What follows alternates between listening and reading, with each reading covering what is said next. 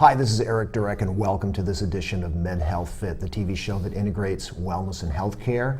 This is our first TV show since we won our TV Santa Barbara Award, and I just want to give a shout out to all of the people at TV Santa Barbara. It's fantastic.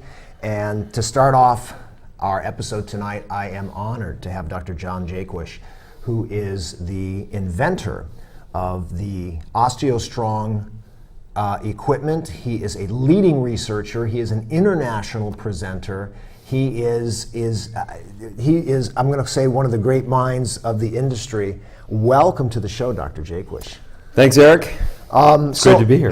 I appreciate you. You came down from San Francisco today, and we're gonna spend some time tonight. And I met you about 3 years ago here in town when Yvonne Parsons opened her center. And I was a little smitten by the concept because I am a fan of anything that can improve a person's health and longevity without resorting to just the whole medical issue. Sure. So you started OsteoStrong a few years ago. You didn't start the company. The company was invented by someone else. Go ahead. Right. So Kyle Zagrodzky, he's the CEO and founder of OsteoStrong, and he found what I was doing, and basically I had an earlier version of my devices, and I was selling them one doctor's office at a time. And I knew my pain point was this: I'm not going to change the world by getting one doctor to do it. And then the worst part was you would sell this to the physician's office, and they'd say, great, I can't wait to treat my patients. Right. They'd treat 10 patients with tens of thousands of dollars of this equipment, and they'd say, it works great, I'm so happy. And I would think, I'm not going to change the world 10 people at a time. Like, there's got to be a better way. Right. So Kyle Zagrodzky, the CEO of OsteoStrong, it was like the guy was reading my mind when he met me. He says, I know exactly what your problem is, I'm going to fix it. And so he designed a concept that had these osteogenic loading devices. They're bone loading devices that trigger very rapid bone growth. And so he just saw that it was so special that it needed its own venue. So you need to be able to walk into a space, and there it is. I get it. That's where the franchise came in. Yeah, that's where OsteoStrong came from. And we had a little conversation before the show about what I'm seeing in the industry. So I've been in health and safety at the university for a number of years, but over the last 3 years, I've been getting back into the medical fitness. I'm on a couple boards. I just came back from a show a conference in Orange County. And I'll be down in San Diego for the big health club conference in a couple weeks. And I'm starting to see this medical fitness concept, but I'm looking at the aspect of the franchise, the small studios, the independent type practitioners, as opposed to let's build another 90,000 square foot health club. You guys are actually in the kind of the forefront of how the industry is actually expanding itself. Yeah, you can call it wellness or biohacking, but it's very targeted at particular individuals. Now, everybody has bones, right? But they want to influence their bone mass for different reasons. Right. So somebody who has osteoporosis wants to improve their bone health and their bone density for that reason.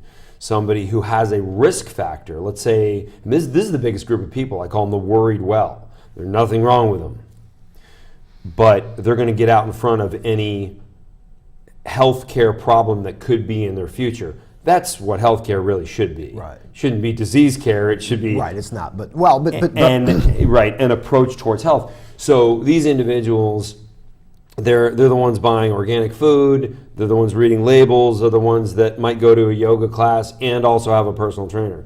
So these individuals, they see that they might have a risk factor. Let's say one of their parents had low bone density. Let's say they've taken heartburn medication, like a proton pump inhibitor. That's very damaging to bone. Let's say for a period of time they were on a corticosteroid. That's another thing that damages bone. Maybe they smoked when they were teenagers. Maybe they had a period of time where they had some excessive alcohol consumption. So these are all risk factors of osteoporosis. So they say, okay, I'm going to do something and I'm going to preemptively address this. I'm going to build super high bone density. And once you build bone density, that, as we've seen with some of the clinical literature out there, you can keep that bone for 30 years. So it's not like building a muscle.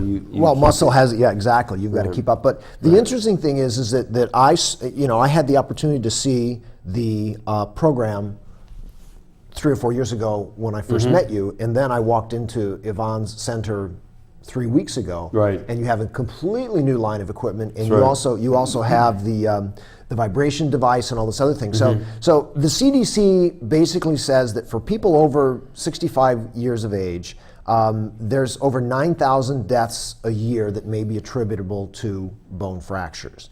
And 50% of the people over 75 years of age, it's about 1 in 2,000 falls, and most of that is from hips. But as you get older, it can get like to 1 in 10 are due to, damage. Right, it's a mortality rate that's similar to breast cancer. Right.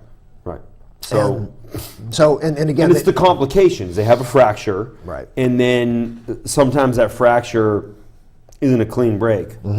It's a sort of a splintering of the inside of the bone. They can't go in there and operate on it sometimes if the person can't recover. They're not in good enough health, or they're immobilized and then they get pneumonia. Well, my grandmother was 99 years old, and she was in a nursing home, and they forgot to put the rail up at night. So the next morning she went to lean over the bed, and she fell out, broke her hip. She was dead in 6 weeks. I mean, and they did go in. I mean, they did what they could, but anyway. The problem is doing what you can when the bone mass is low. Think about you're building a birdhouse with rotten wood. Right, exactly. You can't put a screw into rotten wood. So orthopedic surgeons really enjoy their patients using OsteoStrong, because if they have to go in there and intervene with a fracture or attach some hardware into bone, now they've got strong bone, and not just the outer bone, not just cortical bone, but trabecular bone as well. So the inside, they get to screw right into that, and it's going to strong, right, the strong attachment. So and that's in terms of people who have. So I've got two. It's a two-part question. So people who have, let's say they're in the first standard deviation of negative bone loss, and you get them into an OsteoStrong program. At what period of time would they be at normal bone, normal enough if they needed to have surgery, that screw would hold? Is it 2 months? Is it That's probably different depending on the individual. The level of aggression that somebody can approach the therapy intervention has a lot to do with their starting biomechanics, their general joint comfort. Their experience with exercise in the past might have something to do with it, just a confidence of movement. There's some people who, they might not be weak, and they might not have any joint problems, but they've never really done anything that requires them to exert any force before, so they're very unfamiliar with it. And when I was in the OsteoStrong Center, and Yvonne asked me to push, I pushed hard. I mean, I heard a little, snap in my, I was putting some force on there. Yeah, so joints will readjust if because they're not in the right place. I understand what a 1 repetition max is, and I was trying to put it in there. And you're right, a senior, my mother would never know what a 1 RM max is. I mean, her thing's getting out of bed in the morning. That's the difference. She would have no idea. Yeah, I would call it, to scientists, they say a kinesthetic awareness. Right. Yeah. So I want to stay from a preventive standpoint. You are developing a series of exercises, and also you're now starting to combine it with other exercise formats, which we'll talk about in our second part of the interview. But there's a secret sauce that you're developing here. And it is. I mean, because I understand the concept of 1RM, but I don't necessarily think what you're doing is a 1RM based on what I was classically trained. No, it's not a 1RM. That's a muscular, and how much you can lift the weight. You're not lifting per se. Yeah, that's a very specific thing. Right. And then I also don't like confusing. This is a new modality. And when you bring in existing words, it allows people to mistakenly assume it's something else. Right. Well, I would bring a bias in because, it's not. Is it a 1RM? Well, you're not lifting. I don't say 1RM. It's not isometric. It's not a lot of things. It's osteogenic loading. Right. And so what is osteogenic loading? I wrote a book called Osteogenic Loading, Right. which is what this is about. It's about a therapy intervention where we're emulating high impact. Right. So that's the takeaway. So what is OsteoStrong? It emulates high impact. It gives you the benefit of the greatest forces that are going to go through your musculoskeletal system through your entire life. Mm-hmm. High impact, far higher than what you'd ever do in weights, even like compare athlete to athlete, gymnast to weightlifter. Gymnast has far higher forces, albeit brief and in optimized positions. So that's what we're trying to emulate. And when we emulate these high impact forces in these very specific positions, so for example, in the upper extremities, I get in the optimum position, back of the hand in line with the clavicle, upper arm and lower arm have a 120-degree angle between them. This is how my body would choose to absorb impact if I were to trip and fall. Right. If I had the time to react, that'd be Right. the perfect position. And that's seen in the landing biomechanics of gymnasts. Right. And so that's where I got the positions that people get into in these devices, and the robotics get the individual exactly in the right position. So then they self-load, and then they have a computer screen in front of them so they can see what they're doing. Were you a gymnast when you were in school? No, I was not. Okay, because a lot of what you're talking about sounds a little bit like Greg Glassman, who's the CEO of CrossFit. And he's not really per se chastised in the industry. People just don't really understand this guy, but he was a gymnast.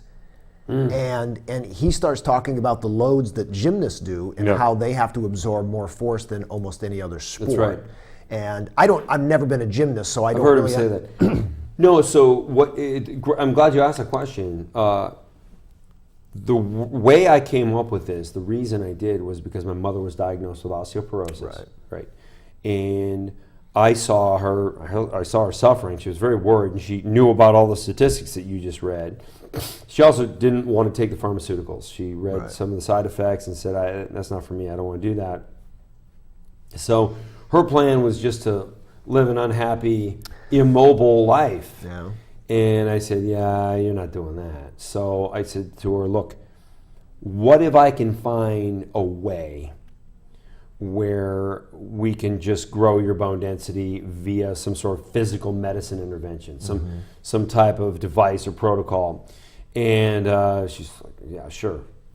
Go knock yourself out. Like, she didn't think I was really going to go do that. So, but kind of a mother is she? well, a lot of kids say a lot of things. So here's what I did. I said, I'm going to find a group of people that has superhuman bone density. I'm sure there's some group, and find out how they did it. Right. And it was real easy to figure it out. It was gymnasts. They have incredible bone mass because they go through incredible high impact type activity.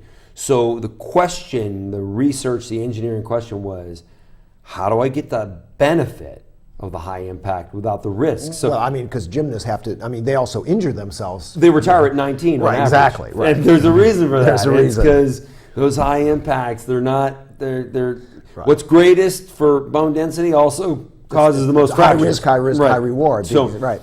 right, so the objective was to get the human in the position to absorb high impact and then self-load and then use computerized biofeedback. So you're looking at your first session, first time you ever done it, last time you ever done it, and then what you're currently doing in comparison. So you get to see the performances, your performance in real time by comparison.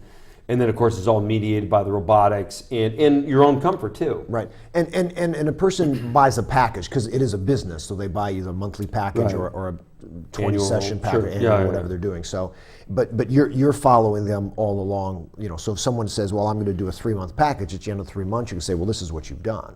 Right. And you're loading through a leg press, squat. Lower extremities, lower upper extremities, and then we have like kind of a core type movement, loading of the rib cage, and then like a spine and neck. We call it the postural. Right, which is growth akin to like a deadlift, but it's not really. You're not. Yeah, elderly people don't like the word dead. They don't like saying. I say deadlift, and they look at me like, why do they call it that? So yeah, And that's funny. Called the postural growth I never breaker. even thought about that. Yeah. Well, there's a lot of stuff about, and again, when you're young and you do, I mean, the squatting, and everyone's, the squat, the squat. Exercises were clearly named by young people. Right, exactly. And all right. So now, when I came back to the studio a month or so ago, I noticed that you had the addition of the vibration plate. Yeah. And what I've learned, and I've sort of been late into looking at certain types of things like the vibration plates and other types of exercise things that have been out there, because I don't actively work in a health club right now. But I had to sort of think about the vibration plate until I actually did one. I was at a conference and the lady said, "Come here, you're going to do sitting, you do this, that, and the other thing." Sure. And then when I go into your studio here in town and you have a person actually go through this as part of what they're doing, I understand the whole proprioception and the kinesia, the movement, these micro things that are having an effect on the body. So go ahead and explain. Eric, I'm happy you brought it up. Whole body vibration is one of the most confused topics in physical medicine and in exercise, and it's because a lot of the early days talking points were really, there was a lot of hucksterish activity. They were way oversold. Well, but they also looked at it from the standpoint of either performance or beauty, or the young people can No, get they on just this. lied. Okay, whatever. Yeah. Like I say, I wasn't. And I'm only beating up on it because I want to point out that there's some real stuff there, but the real stuff, they didn't know how to sell that because that's science. So instead, they say it'll cause you to lose weight. Not true. Oh, yeah. It'll cause you to grow bone density. Not true. It'll reverse your neurological dysfunctions. That's not true either. So like and I said on the Dave Asprey podcast, I did the Bulletproof podcast, and he sells a vibration product. It was really funny because it was great. Like he says, "Tell me about, you know more about vibration than I do," and so I unloaded all this on him, and I said that here's what they did with the bone density thing. They sort of lied with math. It's the speed at which the plate travels. They reference that speed as manifest into your musculoskeletal system as gravity. So like they call it G's or 6 G's. In fact, now there's probably the leading vibration manufacturer. You go and it's you tap it to 6 G's. Okay. It's that'd be like saying you have a treadmill with a blinking light on, so you're pedaling at the speed of light. Okay. No, you're not. No, it's just BS, totally. Right. But what they do enact is reflexive firing. And that reflexive firing is incredible for movement preparation. Right. Which is why 87% of professional teams in the United States use vibration products. Because everything in professional sports is neurologic. I mean, and I look at like a guy who has to cut very quickly as a receiver. And you also want to warm them up without wearing them out. Exactly. Right. And one of the things I see about vibration plates is from a really old senior person. Let's say we get someone who's 85 or 90 with no history of exercise, and they get on there, and that's a way that you can actually stimulate certain types of processes within the body, neurologic, proprioceptive, whatever, without having them fall over. They're not on a bicycle. They're not, and I actually see it as one of the sort of the up and coming things that should be a part of rehab programs, physical therapy type programs, and then what I'll call these medical fitness programs, which is a growing part. So take us through. You have a client that comes. Go ahead. I just wanted to say, we use the vibration product like these professional teams. We use it for movement preparation. Okay. And there's a growth hormone effect also, but of course, that only matters when somebody's nutritionally correct, and then then it has a lipolysis effect and things like that. So there's some. I wrote a meta-analysis on that. But so we get them prepared for the movement, which is great for the unathletic people, or the people who are just not ready to do a movement where they're going to recruit a maximum amount of muscular tissue for this bone compression, this impact emulation. Okay, so that leads me into the question. So I'm glad you finished off that statement. So it leads me, so you take a client through a program, do they start with a vibration plate? I mean, I started right in on the Right. actual pressure. Okay. And then I did the vibration plate afterwards. Or maybe I did one before. Yvonne will tell me. And you do a little before and a little after. after. Little Yeah. after. And that makes perfect sense to me. That's right. So you put a person on, and so what you're actually looking for, and again, I'm going to stay with the seniors. Maybe in the next episode we'll talk a little bit about the sports performance. You're looking for certain things with them, like I say, this maximal effort that we're trying to get them to perform, and you're doing that by having them look on the dial, and the dial will actually, hey, I did scale, the scale. I did Yeah. 650 the last time. I want to do 660 or 670 this time. Right. So they've got a just number. Computerized biofeedback. And Yvonne told me to give good force, and of course I tried to give as much as I could. And she's got some other things that she does, but I do this once a week. Correct. Oh yeah. And I do once a week. four loadings, all right, a week, and then the vibration plate. Can I come in twice a week? Great research study in 2009. I think it's Nye and Richardson. That shows that primary mineralization is between 5 and 10 days after an event that would trigger osteogenesis. One loading cycle, by the way. There's a lot of great research on that. One loading cycle per week, one loading cycle. One loading cycle, just like one event, Right. will trigger osteogenic loading at the appropriate forces. So you have to be past the minimum dose response. Right. Once you do that, the primary mineralization happens between 5 and 10 days. So 7 fits on the calendar, and it's right in the middle of that 5 and 10 days. Also, if you don't allow for the adaptation to happen and you stimulate again, well, that's like training your biceps every day. It doesn't work. You can't adapt. You got to have protein synthesis complete its cycle. Right, and I'm gonna in the last 6 minutes we have here in this episode, I'm gonna fall back a little bit to classic physiology, the OsteoStrongs, whatever. And so when they looked at loading, and one of the things that they did back in the day when Ostrand and Costel and some of these guys who I consider the better physiology researchers would talk about. Like the first study I ever read, the classic study on interval training, was not from the Nautilus guys or whatever. It was from Per Olof Ostrand. It was called Intermittent Muscular Work, 1961. Okay. And he did bicycle, certain amount of time, rest, exercise, rest, and that's where interval training came from. And of course, it's been sort of bastardized and used in all kinds of different ways. Misread, misinterpreted, misused, whatever we want to say. So, but one of the things that they talked about was, people who do like quadricep exercises every day or every other day, that your classic 3 or 4 times a week, your bodybuilder, upper body, day one, lower body, so they would switch on and off, so they'd get this day of rest, whereas marathon runners would run 10 miles a day on the same legs. It's because the metabolic rate of the lungs and heart is different than the metabolic rate of muscular protein synthesis.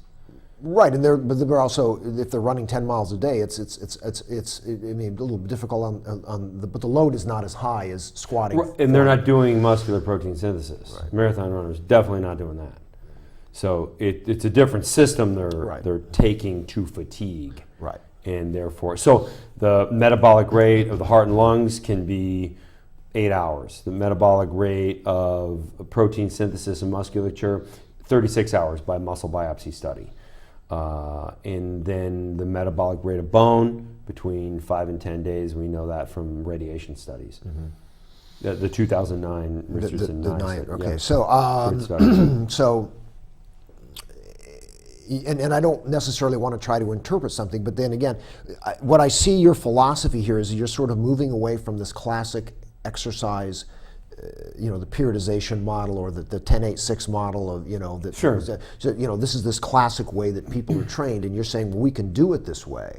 And when I was at this conference a couple of weeks ago, I actually met a guy who knows a little bit about your program, and he's like, I just don't believe it. Sure. But again, I think he's I get coming. that a lot. He's it's coming. Different. Anybody that's coming out with something new. Well, but I also think too that research, how it is when you come out with something new, everybody poo-poos it, and then they ridicule, and then then there's acceptance. So there's the three stages. Acceptance, like it was never questioned. Right. And like I say, but the other thing about it is that as you grow the company from a business model, and of course we're not here to talk about your business model as much. Yvonne did a great job with that, a few weeks ago. But I want to understand, and I've always felt I'm a pretty open guy in terms of how I look at things, but I want to understand like the difference between the concept of the 1RM max versus what you call osteogenic loading. You're not training the muscle to perform a 1 maximal contraction as much as you're putting the load on the bone. The movement is only a few millimeters. Right. It's just in that perfect range of impact absorptive movement. Right, you say it's the strongest. Right. You could call it the strongest range or the impact ready range. I like focused on impact readiness for a couple reasons. One is I don't want to get it confused with weightlifting type movement because it's not like that. It doesn't have that type of benefit. It's really focused on bone tissue. Tendons and ligaments get thicker, more powerful as well. Right. So it's addressing parts of physiology that current exercise technologies do not address.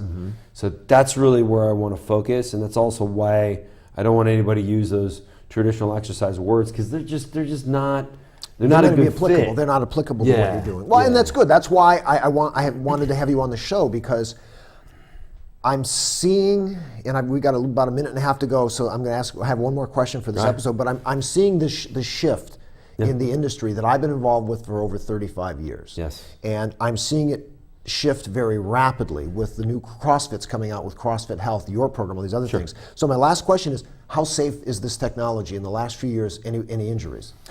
So the great part about osteogenic loading, the great part about OsteoStrong is the force that's there is force that is created by the user.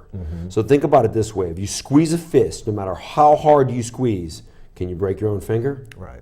You can't. Okay. It's because of a process called neural inhibition. Right. Basically, you get to a point where you're going to create an injury and your body shuts off. Okay. And so it's completely self-regulatory. There have been more than hundreds of thousands of uses.